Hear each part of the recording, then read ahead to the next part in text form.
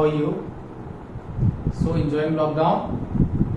I think lockdown तो कोई भी इंजॉय नहीं कर रहा होगा, सभी बच्चे बहुत परेशान हैं, फ्रस्ट्रेट भी है, उन्हें समझ में नहीं आ रहा है क्या करना चाहिए क्या नहीं करना चाहिए।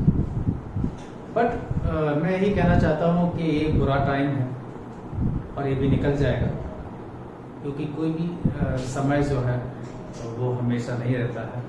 ये भी निकलेगा, वापस हम लोग ऑफलाइन क्लासेस में आएंगे, वापस आप लोग डाउट पूछेंगे, वापस हम लोग एक दूसरे से डिस्कस करेंगे। सो हैव पैशंस और अपनी स्टडी करते रहें, घर पे टाइम का प्रॉपर यूटिलाइज करें, स्टडी करें। ओके, सो परेशान होने की जरूरत नहीं है, बी हैप्पी, एंजॉय करें और घर पे स्टडी करें। ओके, ठीक है। एंड इसीलिए मैंने ये लेक्चर रिकॉर्ड करना स्टार्ट किया है कि बच्चों को घर पे बैठकर परेशानी ना हो, उनको कंटेंट मिलता रहे, ठीक है ना। सो फर्स्ट चैप्टर हमने स्टार्ट किया है and that is the human reproductive system. Okay, human reproductive system हम स्टार्ट कर रहे हैं और ये देश के जितने भी बच्चे हैं जो नीट की तैयारी कर रहे हैं उन सभी के लिए, किसी पर्टिकुलर किन्हीं बच्चों के लिए नहीं है, तो बच्चा इससे बेनिफिट ले सकता है। Okay, so human reproductive system हम लोग स्टार्ट करते हैं। What the meaning of reproduction? Reproduction का क्या मतलब? Re means again, okay, and produce means to make something, means to make something again. Okay, यानी अगेन रिप्रोड्यूस करना। जो प्रीवियस जनरेशन है वो क्या करेगी? रिप्रोड्यूस करेगी और नेक्स्ट जनरेशन क्या करेगी? प्रोवाइड करेगी। तो अगेन प्रोड्यूस, वापस प्रोड्यूस करना, that is called reproduction. Clear?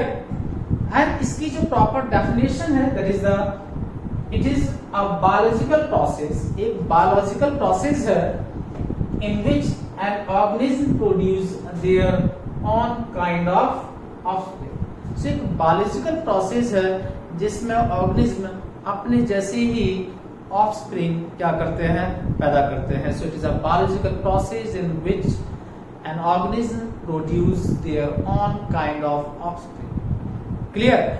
On kind of offspring का मतलब है कि वो अपने ही स्पीसीज के ऑर्गेनिज्म को क्या करेगा? प्रोड्यूस करेगा।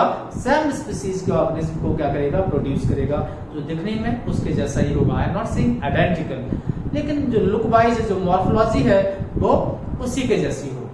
हम सब जानते हैं भाई, इंसान का बच्चा तो इंसान के जैसा ही होगा, हाथी का बच्चा हाथी के जैसा होगा। क्लियर? यानी लाइक बिगेट्स लाइक। ओके, कि वो जैसा है उसी तरह के ऑर्गेनिज्म को वो क्या करेगा? रिप्रोड्यूस करेगा। तो एक बायोलॉजिकल प्रोसेस है and you know it is a one of the fundamental characteristic of the living beings. ये लिविंग बीइंग्स का एक फंडामेंटल कैरेक्टरिस्टिक है, उनका कैरेक्टरिस्टिक फीचर है। क्लियर? सो हर एक ऑर्गेनिज्म का एक फंडामेंटल कैरेक्टर है। हर एक ऑर्गेनिज्म अपनी जनरेशन को, अपनी स्पीसीज को कंटिन्यू करने के लिए क्या करेगा? रिप्रोड्यूस करेगा। Clear? Okay, now I will talk about purpose of the reproduction. What are the purpose of reproduction? Clear?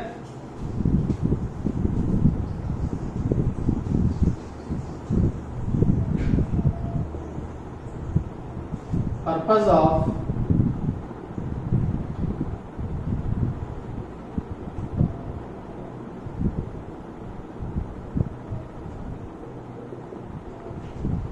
reproduction।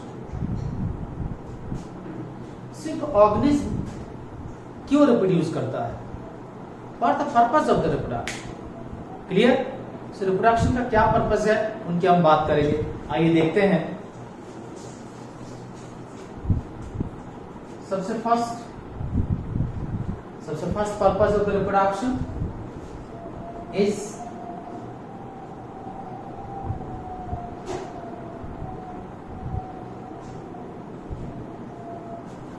Continuity of species. हर एक ऑर्गेनिज्म इस अर्थ पे छोटे से लेके, चाहे वो माइक्रो ऑर्गेनिज्म हो या वो व्हेल हो, लार्जेस्ट एनिमल हो अर्थ का, चाहे स्मॉलेस्ट एनिमल हो, सभी चाहते हैं अपनी रेस को कंटिन्यू करना, अपनी स्पीसीज को आगे बढ़ा। हम सब चाहते हैं कि कोई मम्मी पापा कहने वाला इस दुनिया पर रह जाए, है ना। सो हम सब चाहते हैं कि हम अपनी स्पीसीज को कंटिन्यू करें, और जो ज्यादा ऑफस्प्रिंग छोड़कर जाता है इस अर्थ पर, उसी को हम क्या कहते हैं, कटस्थ वन। सो हर एक ऑर्गेनिज्म अपने स्पीसीज को कंटिन्यू करना चाहता है थ्रू रिप्रोडक्शन। तो जब वो रिप्रोड्यूस करता है ना, नेक्स्ट प्रोजेनी प्रोड्यूस करेगा और अपनी स्पीसीज को क्या करके रखेगा, कंटिन्यू करके रखेगा। तो for the continuity of species, है ना, अपनी स्पीसीज को कंटिन्यू करने के लिए वो क्या करेगा, रिप्रोड्यूस करेगा। Clear? Okay, now second one is variation.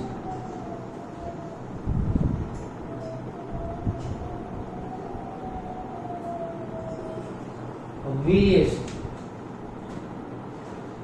आपको मालूम है सेक्सुअल रिप्रोडक्शन की स्पेशली मैं बात कर रहा हूं कि सेक्सुअल रिप्रोडक्शन में जब गैमीट्स एक दूसरे से फ्यूज होते हैं, वहां पे क्या होगा, रिकॉम्बिनेशन होगा, एक नया जीनोटाइप मिलेगा, एक नया कॉम्बिनेशन मिलेगा। तो जो ऑफस्प्रिंग होते हैं वो कभी भी अपने पेरेंट्स के आइडेंटिकल नहीं होते हैं, उनमें क्या आते हैं, वेरिएशंस आते हैं। और ये वेरिएशंस ग्रेजुअली अकुमुलेट होते जाते हैं और एक बड़े चेंजेस करते हैं, है ना। ये एक ऑर्गेनिज्म को इवॉल्व करते हैं different form. Clear? So variations are very important for the evolution, and evolution एक कंटिन्यूअस प्रोसेस है जो नेचर में हमेशा कंटिन्यू रहती है, हमेशा चलती रहती है।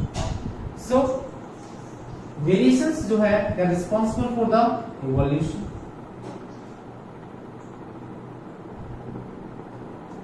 and it also help in adaptation.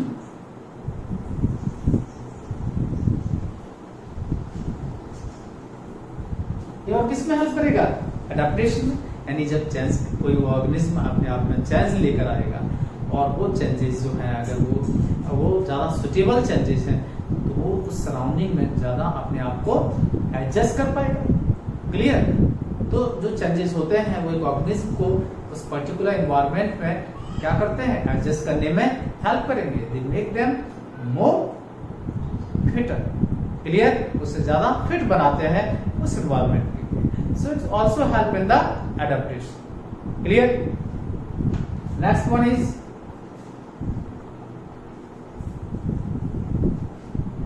Life. पता है आपको, यू ऑल नोज कि जो कंटिन्यूटी है लाइफ की, अर्थ पे जो लाइफ एग्जिस्ट करती है is because of the reproduction.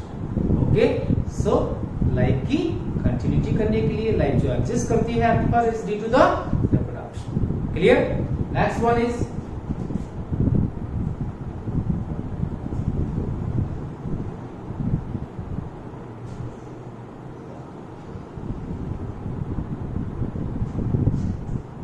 Organisation of population. Organisation of population को ऑर्गेनाइज करना, यानी डिफरेंट एज ग्रुप के जो इंडिविजुअल्स हैं, ओके, उनको मेंटेन करना एक पॉपुलेशन। आप सोचें अगर रिप्रोडक्शन नहीं होगा तो जो ओल्ड एज जो है ग्रुप के जो ऑर्गेनिज्म है वो बढ़ते जाएंगे और फाइनली क्या कर जाएंगे, डेथ कर जाएंगे। क्लियर? सो कैसे लाइफ कंटिन्यू करेगी? सो हर एज ग्रुप के जो इंडिविजुअल्स हैं उनको पॉपुलेशन में मेंटेन करके रखना।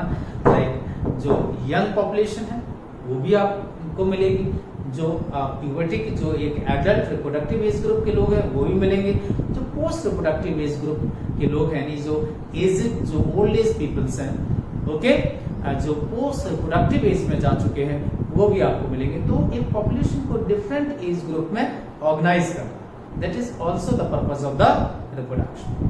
Clear? So these are the purpose of the reproduction. Now अब हम specially we will discuss human reproduction. अब हम स्पेशली बात करेंगे ह्यूमंस की। ओके, चलिए आगे चलते हैं।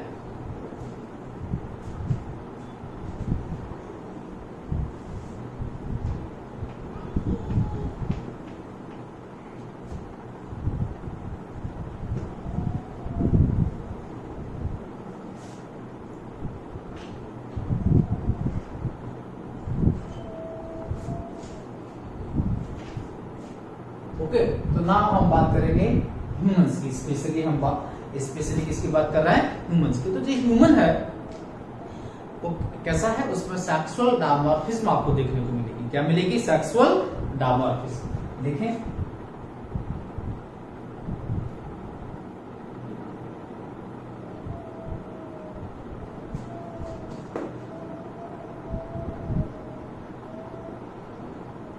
तो आप कहेंगे और कहना भी चाहिए कि क्या होता है सेक्सुअल डायमॉर्फिज्म। सेक्सुअल डायमॉर्फिज्म का मतलब है कि जो इंडिविजुअल्स हैं, जो सेक्सेस हैं, उनको हम डिफरेंशिएट कर पाए एक्सटर्नल, मेल और फीमेल, दो डिफरेंट इंडिविजुअल्स हैं और उन्हें हम एक्सटर्नली देखकर आइडेंटिफाई कर पाए, like which one is male और which one is female. Clear.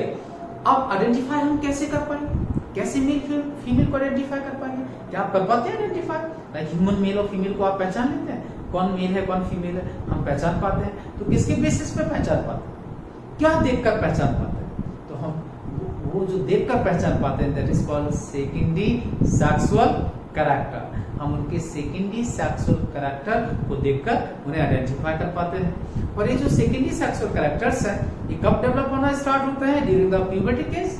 जब प्यूबर्टी केस स्टार्ट होती है तभी ये सेकेंडरी सेक्सुअल कैरेक्टर भी डेवलप होना स्टार्ट होता है। तो वो जो क्या कैरेक्टर्स हैं, किस बेसिस पे हमने आइडेंटिफाई करेंगे, इनकी मैं आपसे बात करूंगा। क्लियर। तो सेकेंडरी सेक्सुअल कैरेक्टर्स में यहाँ पे डिस्कस करूंगा आपसे कौन कौन से कैरेक्टर्स होते हैं जिनके बेसिस पे हम मेल फीमेल को आइडेंटिफाई करेंगे। क्लियर। आइए देखते हैं। तो हम यहां पर बात करेंगे सेकेंडरी सेक्सुअल कैरेक्टर्स।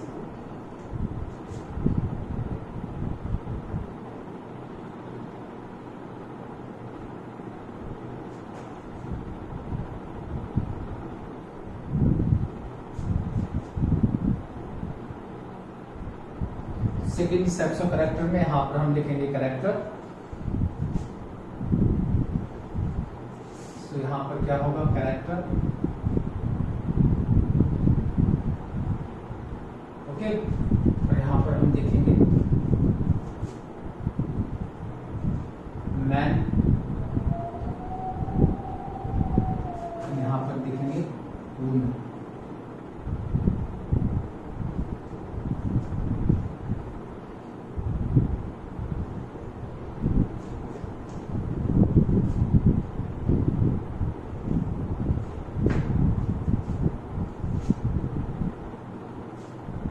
ओके। तो हम बात कर रहे हैं कैरेक्टर्स की। तो कैरेक्टर्स जो है हम लेंगे और उनमें लाइक मैन में क्या कैसे डिफर करेगा वो, एंड वुमेन में कैसे डिफर करेगा, तो वो यहाँ पे हम डिस्कस करेंगे। क्लियर। तो आइए देखते हैं कैरेक्टर्स क्या क्या है।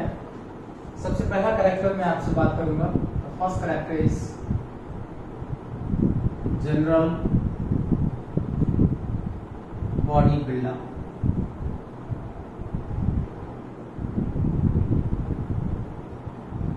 जनरल बॉडी बिल्डअप, लाइक जो जनरल बॉडी बिल्डअप है वो मैन में कैसा होगा और जो वुमेन है, जो फीमेल्स हैं, उनमें कैसा होगा। ठीक है। तो देखिए like here it is more muscular,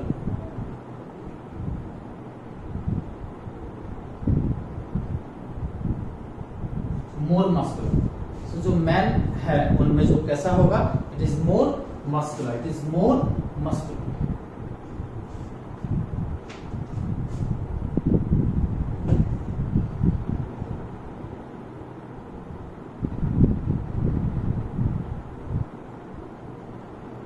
और यहां पर बॉडी कैसी होगी, लेस मस्कुलर।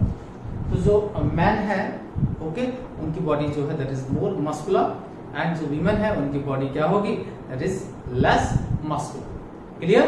सो मसल्स ज्यादा डेवलप होती हैं मेंस में, यानी मेल में। फीमेल में ऐसा नहीं, फीमेल में डेवलप नहीं होती, तो कंपैरेटिवली क्या होगी, कम डेवलप होगी। ओके। क्लियर। चले आगे। यस। आगे चलते हैं। सेकंड है वॉइस। ओके। तो आपने देखा होगा जो मेल्स होते हैं, जो मैन है, उनकी वॉइस कैसी होती है, उनकी वॉइस होती है लो पिच, यानी थिक वॉइस होती है, हैवी वॉइस जिसे हम कहते हैं। और फीमेल की वॉइस जो है that is the high pitch voice, बहुत पेनिट्रेटिंग, और शार्प वॉइस होती है ना, बहुत चुभती है कानों को, है ना, यस, ठीक है। तो यहाँ पे देखें, तो यहाँ पर आपको मिलेगी low pitch voice, low pitch voice, okay. So this is the heavy voice, भारी आवाज होती है मेल्स में। फीमेल में कैसी होगी? High pitch.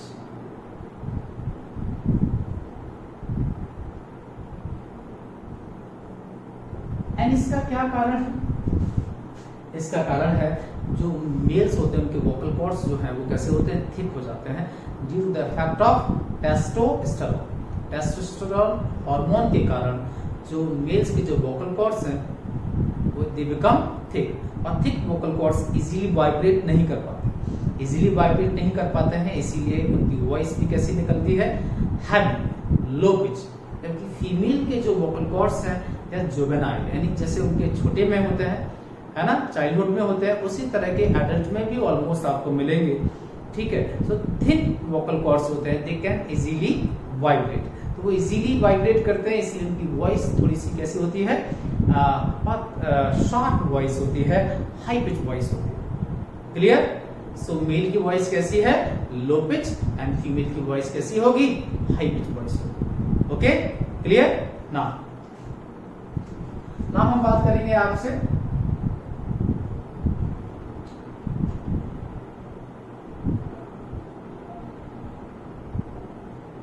Mammary gland. Mammary gland, तो मेमरी ग्लैंड की हम बात करेंगे तो मेमरी ग्लैंड जो है यहाँ पर क्या जो है क्या डिफरेंस होगा? तो यहाँ पर क्या होगा? अनडेवलप्ड होंगी,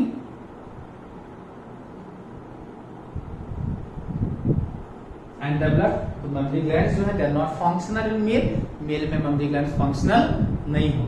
क्लियर? वहीं जो फीमेल्स है वहां पर they are well developed,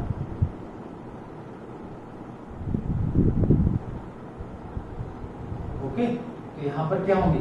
mail develop, है ना, वेल डेवलप होंगे, बिकॉज आपको पता है कि जो फीमेल्स हैं उन्हें अपने यंग वंस को फीड कराना पड़ता है, नरिश कराना पड़ता है, तो फॉर द नरिशमेंट, है ना, फीड कराने के लिए अपने यंग वंस को they have well developed mammary glands.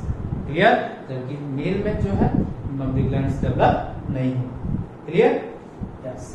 Now fourth जो है वहां पर हम किसकी बात करेंगे? ब्रीदिंग।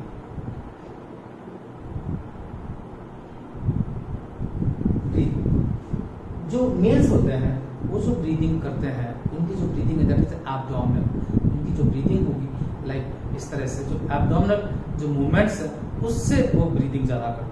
उनकी जो डोमिनेंट ब्रीदिंग है दैट इज द एब्डोमिनल, जबकि जो फीमेल्स की जो ब्रीदिंग है that is thoracic, means they use the thoracic cavity. वो ब्रीदिंग में ज्यादा यूज करेंगे किसको? थोरेसिक कैविटी को। तो फीमेल क्या यूज करते हैं? थोरेसिक कैविटी, जबकि मेल क्या यूज करते हैं? Mostly abdominal cavity. तो एब्डोमिनल ब्रीदिंग जो है वो डोमिनेंट होगी किसमें? Man. So abdominal breathing,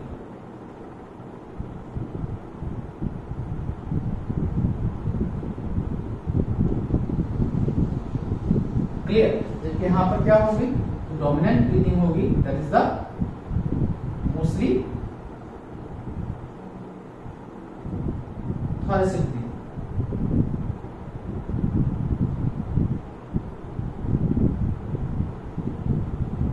clear?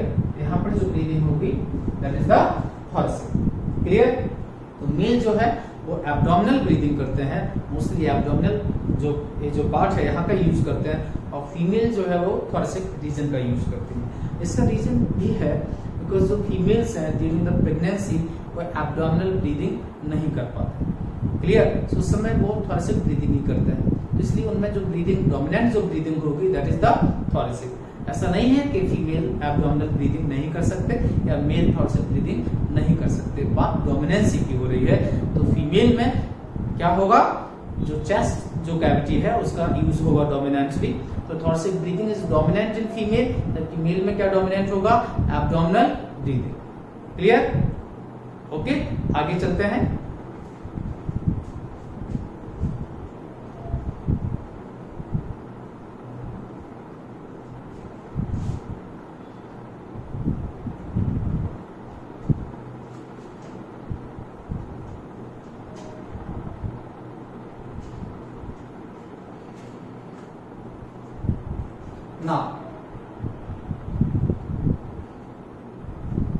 next one is hair. Okay, next हम बात करेंगे किसकी? हेयर्स की। तो hairs, different type of hairs जो हैं उनकी हम बात करेंगे। तो सबसे पहले आता है इसमें facial hair.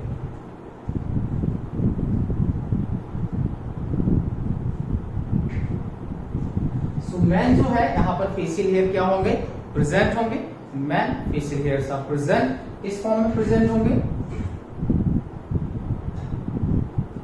Present in the form of beard and mustache.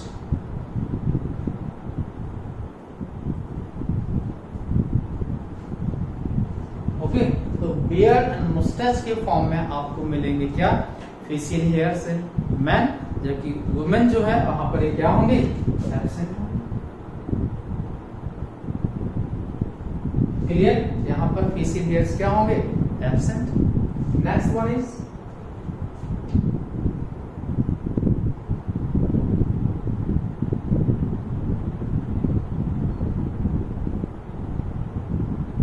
Axillary hair. तो एक्सिलरी हेयर्स मींस क्या होता है? The hair of armpit. Armpits के जो हेयर्स होते हैं उन्हें हम क्या कहेंगे? Axillary hair. तो ये दोनों ही जो है सेक्स में प्रेजेंट होंगे, मेल और फीमेल में, दोनों में ये प्रेजेंट होंगे। तो यहाँ पर भी प्रेजेंट है और यहाँ पर भी प्रेजेंट है।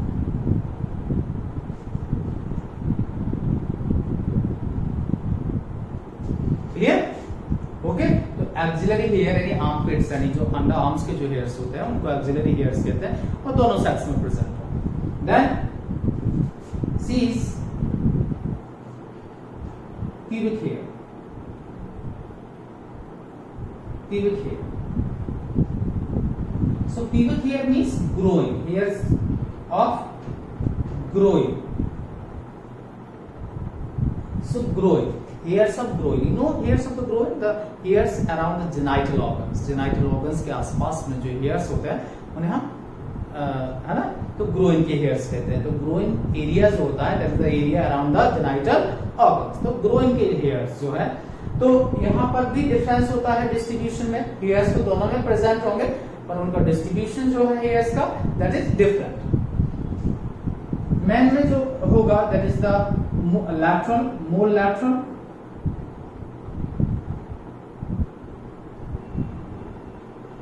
lateral, जो ग्रोथ हेयर्स की, जो ग्रोइंग की हेयर्स की, प्यूबिक हेयर्स की, that is more lateral and upwards. Upwards, upwards में भी क्या होगा? टुवर्ड,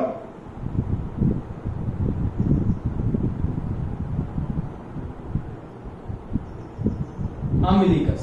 तो अम्बिलिकस मींस जो हेयर्स की ग्रोथ है दैट इज टुवर्ड्स अम्बिलिकस। जो नाभि है, नाभि की तरफ जो है हेयर्स क्या करेंगे? ग्रो करेंगे मैन के केस। क्लियर? जबकि फीमेल में ऐसा नहीं होगा। फीमेल्स में जो ग्रोथ होगी that is more towards, more horizontal. So females में जो ग्रोथ होगी है ना, ग्रोइंग के हेयर्स की, प्यूबिक हेयर्स की, that is more horizontal. Clear? Okay, चले आगे चलते हैं।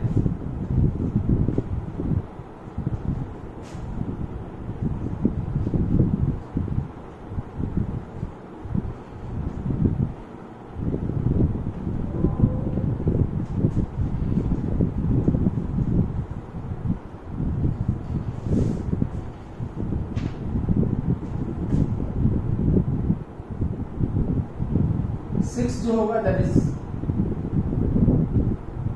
pelvis. So man जो है, pelvis means this part is pelvic girdle. This region को हम कहते हैं है ना pelvic region. So this is called pelvis. तो pelvis जो है that is narrow. Okay, man जो है, man में जो pelvis है वो कैसा होगा? narrow. जबकि women जो है ना, जो woman है यानी जो females है उनमें कैसा होगा? round and broad. Round and broad. जो पेल्विक रीजन है वो फीमेल्स में कैसा होगा? राउंड होगा, ब्रॉड होगा, बिकॉज फीमेल्स को अकोमोडेट करना पड़ता है फीटस को। तो तो फीटस को एकोमोडेट करने के लिए उनका जो पैल्विक रीजन है दैट इज मोर वाइडर, है ना, तो ज्यादा वाइड है, ओके, एंड राउंड शेप का है because to accommodate the foetus. जबकि मेल को फीटस एकोमोडेट नहीं करना होता है, सो उसका जो पैल्विक रीजन है that is the narrow. Clear? Now next is chest. Okay, तो चेस्ट जो मैन है यहाँ पर कैसा होगा? ब्रॉड होगा। क्लियर? कैसा होगा? ब्रॉड होगा।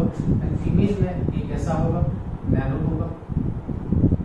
And in place of chest females में आपको क्या मिलेगा? ब्रेस्ट। ओके, सो चेस्ट जो है इस जगह वहां फीमेल में क्या मिलेगा? ब्रेस्ट मिलेगा। एंड चेस्ट कैसा होगा? नैरो। क्लियर? ओके, आइए next.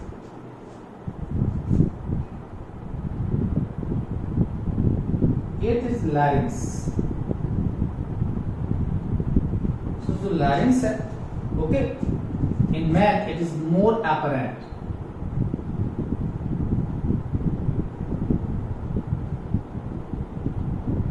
More apparent, and it is more visible. ज्यादा बाहर की तरफ निकला हुआ है, जिसे हम कहते हैं protruded out. तो ये प्रोट्रूडेड है बाहर की तरफ। तो यहाँ पे हम देखते हैं मेल्स में this is called Adam's apple. तो ये बाहर की तरफ निकला हुआ है, इसे हम क्या कहते हैं? Adam's apple. तो मेल में ये ज्यादा निकला हुआ है, ज्यादा विजिबल है। और किस फॉर्म में आपको दिखेगा? Adam's apple. क्लियर? जबकि यहां पर क्या होगा? Less Apple.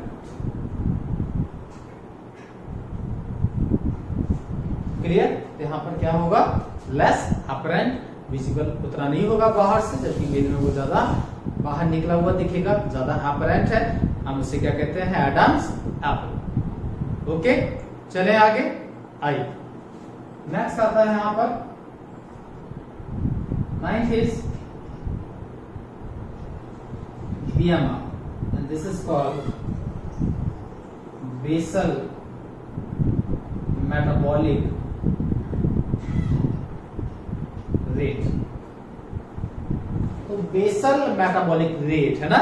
सो आप समझते होंगे क्या होता है basal metabolic rate? Like the consumption of the energy during the complete rest. Complete rest की कंडीशन में हम जो एनर्जी कंज्यूम करते हैं उसे हम क्या कहेंगे? हम कहेंगे बीएमआर। एंड बीएमआर जो है it is more in male. Male में क्या होगा? ये ज्यादा होगा because of the more physical activity, जबकि फीमेल में क्या होगा? ये लेस होगा। Clear? So it is more, okay, due to more physical activity. यहाँ पर क्या होगा? ये less, due to the less physical activity. Clear? Next है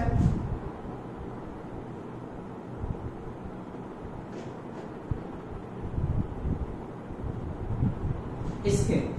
स्किन जो है मेल में कैसा होगा? It is more hairy.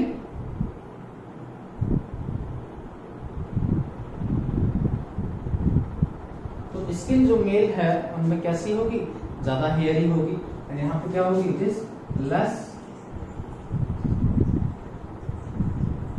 Hairy. तो ये सभी हमने देखे सेकेंडरी सेक्सुअल कैरेक्टर्स। क्लियर? तो ये सभी सेकेंडरी सेक्सुअल कैरेक्टर्स हैं और इन्हीं के बेसिस पे हम एक मेल और फीमेल को क्या करते हैं? डिफरेंशिएट कर पाते हैं। इसी को हम सेक्सुअल डायमॉर्फिज्म कहेंगे। क्लियर? तो हम ये जो है इसी के बेसिस पे हम मेल फीमेल को डिफरेंशिएट करते हैं। सो अब हम क्या करेंगे? हम चलेंगे आगे और देखेंगे नेक्स्ट सब टॉपिक। ओके, आइए।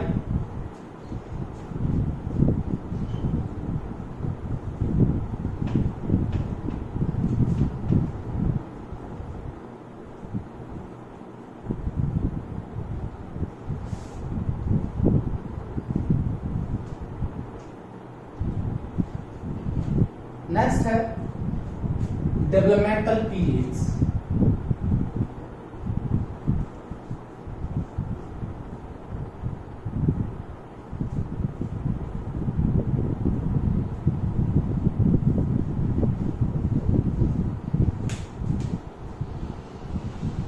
Okay,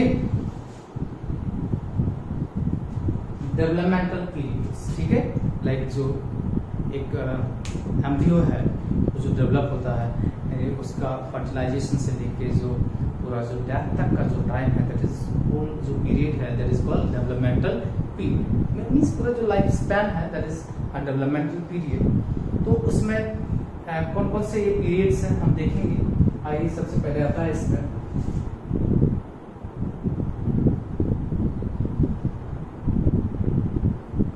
embryonic period,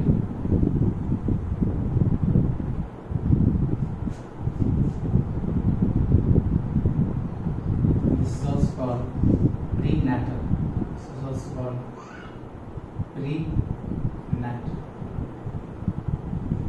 prenatal, okay। so ये जो prenatal period है, that period is before birth, यानी जो ऑर्गेनिज्म जो अपना टाइम स्पेंड करता है मदर की यूट्रस के अंदर, मदर के वूम के अंदर, उस ड्यूरेशन को, उस पीरियड को हम क्या कहेंगे, एम्ब्रियोनिक टाइम, यानी जो फीटस जो एम्ब्रियो है वो जो टाइम पास करता है किसके अंदर, मदर की यूट्रस के अंदर, उस यूट्राइन जो लाइफ है उसका, उस पार्ट को, उस पीरियड को हम क्या कहेंगे, embryonic period. And this is also called prenatal, यानी बिफोर बर्थ, बर्थ से पहले का जो पीरियड जो है ना, फीटस या एम्ब्रियो अपने मदर की यूट्रस में जो पास करेगा, that time period is called prenatal period और embryonic period. Clear? Okay, next है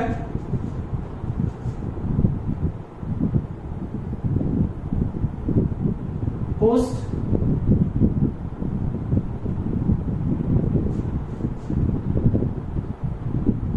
embryonic period. This is also called post natal period. Okay, so post embryonic period, this is also called post natal period, means after birth, यानी birth से लेके death तक का जो span है, okay, उस पूरे स्पैन को हम क्या कहेंगे, पोस्ट नेटल, यानी after birth. Clear? So there is two जो है पीरियड्स होते हैं, डेवलपमेंटल पीरियड, एक तो बिफोर बर्थ, एक आफ्टर बर्थ। क्लियर? चले आगे। ओके, हम चलेंगे अब नेक्स्ट सब टॉपिक स्टार्ट करेंगे, और जिसमें हम बात करते हैं रिप्रोडक्टिव इवेंट्स, है ना, सो इवेंट्स इन रिप्रोडक्शन। आइए देखते हैं।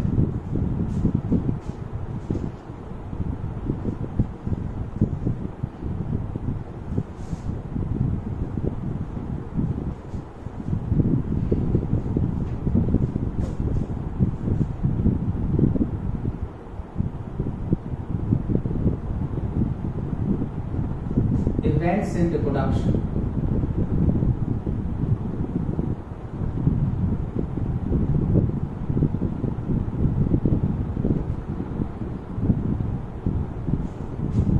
ओके, लाइक पूरा जो रिप्रोडक्शन का जो टाइम है वो उसमें कौन कौन से इवेंट्स होते हैं, तो हमने इसे उसमें इवेंट्स को 3 कैटेगरी में डिवाइड किया है। एक तो फर्टिलाइजेशन से पहले, एक fertilisation, and after that post fertilisation. Clear? आइए देखते हैं। सबसे पहले आता है यहां पर pre fertilisation event, then post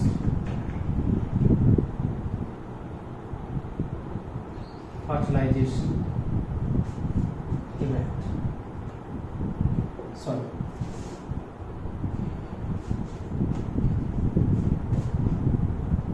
second one is fertilization event,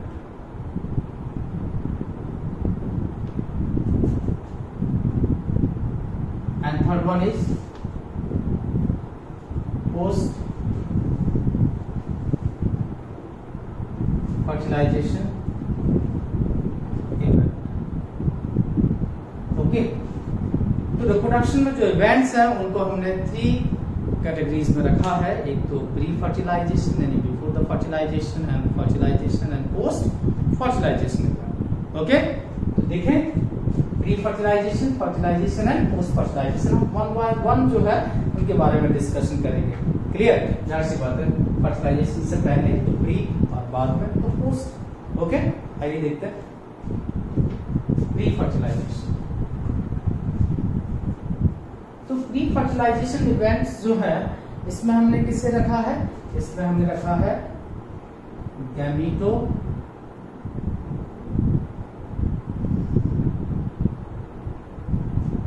genesis.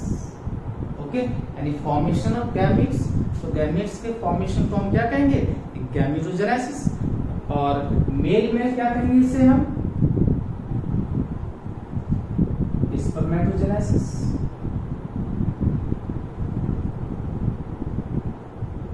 Okay, इसमें क्या बनेगा, स्पर्म्स। एंड फीमेल में से हम क्या कहेंगे, oogenesis। इसमें क्या बनेगा, ovum. Okay, so like gametogenesis जो है it is pre fertilisation event, fertilisation से पहले होगा ये। और इसमें क्या होगा, gametogenesis and formation gametes, and gametes को हम क्या कहते हैं, स्पर्म। तो दिस इज स्पर्मेटोजेनेसिस, और ये कहां होगी, it is takes place in testis. और oogenesis जो है that is formation of female gametes, और ये कहां पर होगा, इन ओवरी, फीमेल की ovary. Clear, so this is the pre fertilisation event. And second जो आता है इसके अंदर that is the sperm transfer. Okay, और इसे हम क्या कहेंगे, इंसेमिनेशन।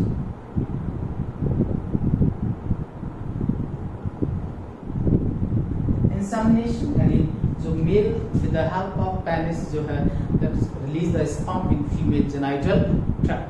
तो मेल फीमेल को इंसेमिनेट करता है during the sexual intercourse, during the sexual activity, during the coitus. Clear, जो मेल है वो पेनिस की हेल्प से क्या करेगा, फीमेल को इंसेमिनेट करेगा, उसके जेनिटल ट्रैक्ट में स्पर्म को क्या करेगा, इंट्रोड्यूस करेगा। समझ गए? तो फर्टिलाइजेशन एंड इंसेमिनेशन ये दोनों ही इवेंट्स जो है गैमेटोजेनेसिस एंड इंसेमिनेशन दोनों ही इवेंट्स किसके अंदर आएंगे, प्री फर्टिलाइजेशन के। Okay, now the next event is fertilisation event.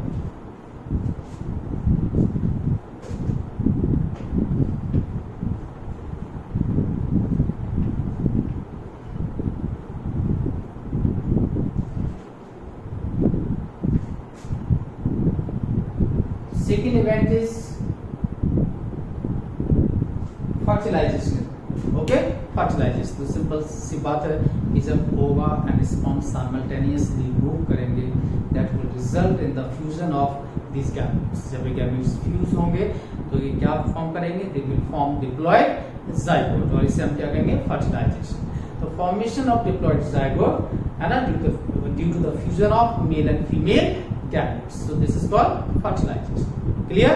So it's a fusion of gametes. जिसमें क्या बनेगा, zygote, एक diploid स्ट्रक्चर बनेगा, है ना, zygote बनेगा यहाँ पर।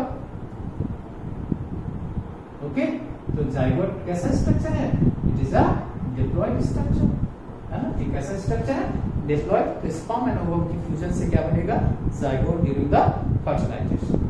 Clear? Okay, so this is the second type of event, and third one is post fertilization event. ठीक है, आइए देखें।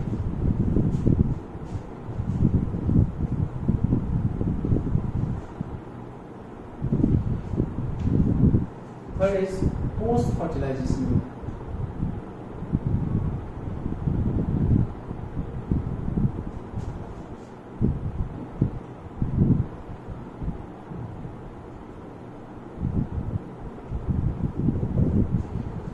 तो ये जो पोस्ट फर्टिलाइजेशन इवेंट है ये कब होगा, after fusion of male and female gametes. इसके अंदर क्या क्या आएगा, आइए देखें। सबसे पहले इसके अंदर आएगा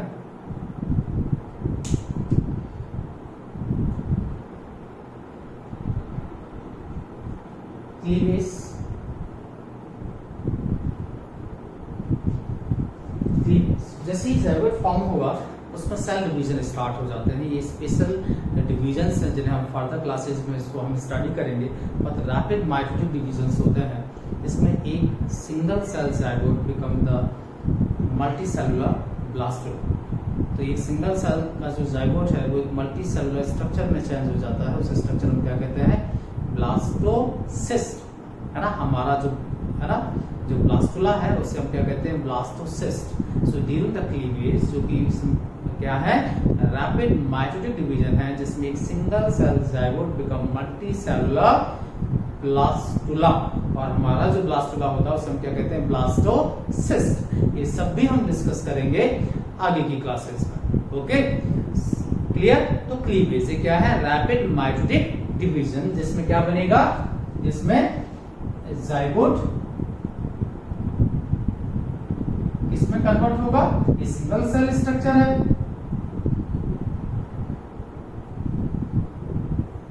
इसमें कन्वर्ट होगा ये ब्लास्टुला, और हमारा जो ब्लास्टुला है उसे हम क्या कहेंगे? ब्लास्टोसिस्ट। और ये कैसा स्ट्रक्चर है? It is a multi cellular.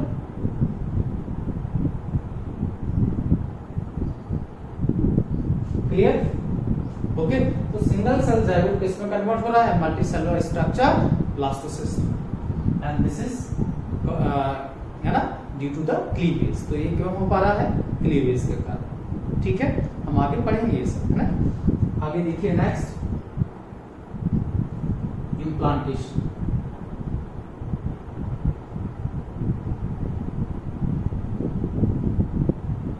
Okay, तो इम्प्लांटेशन में क्या होगा?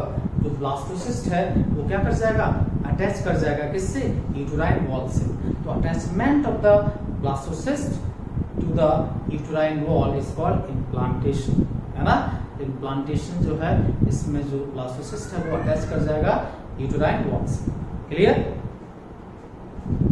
देन आता है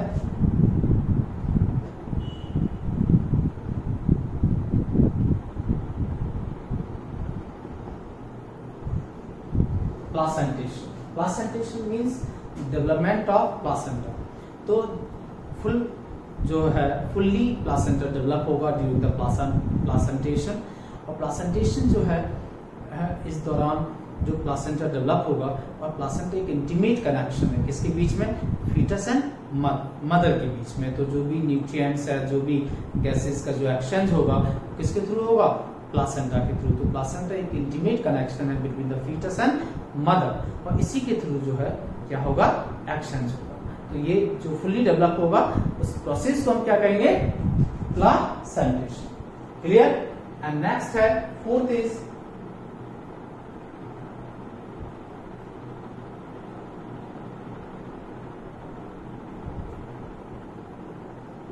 गैस्ट्रुलेशन। अब जैसे प्लासेंटेशन होगा देन क्या होगा? गैस्ट्रुलेशन। और गैस्ट्रुलेशन प्रोसेस है, ये सब भी हम आगे पढ़ने वाले हैं, अब परेशान होने की जरूरत नहीं है आपको। गैस्ट्रुलेशन में 3 जर्म लेयर का फॉर्मेशन होता है। The formation of 3 germ layer. यहाँ पे क्या होगा? Formation of 3 germ layer.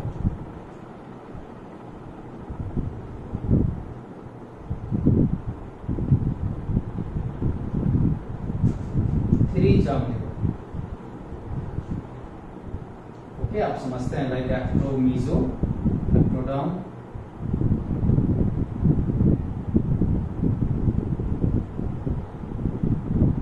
Mesoderm and endoderm. तो during the gastrulation gastrula formation होता है, और इसमें 3 जर्म लेयर का क्या होगा? फॉर्मेशन होगा। Clear? Ecto, meso and endoderm. तो ये 3 जर्म लेयर्स होता है। क्लियर? नेक्स्ट देखें इसके अंदर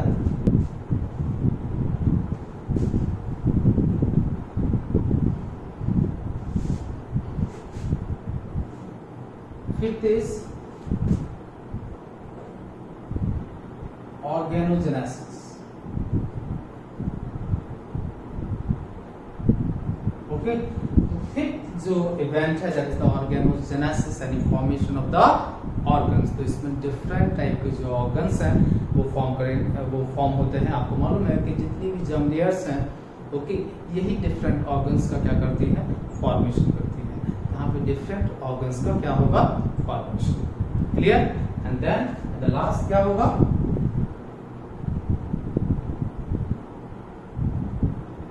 पार्चुरेशन। द लास्ट क्या होगा, पार्चुरेशन। ओके, सो पार्चुरेशन में जो क्या होगा, जो फुल्ली डेवलप्ड जो फीटस है वो क्या होगा, एक्सपेल आउट कर जाएगा। ओके, जो फुल टर्म फीटस है that will expel out, that is called parturition. This is the last event of the reproduction. Clear? So बच्चों, आज के लिए इतना ही, और नेक्स्ट जो इसके आगे का जो होगा वो मेरे नेक्स्ट वीडियो में आपको देखने को मिलेगा। And for this lecture, thank you very much for watching this. Okay.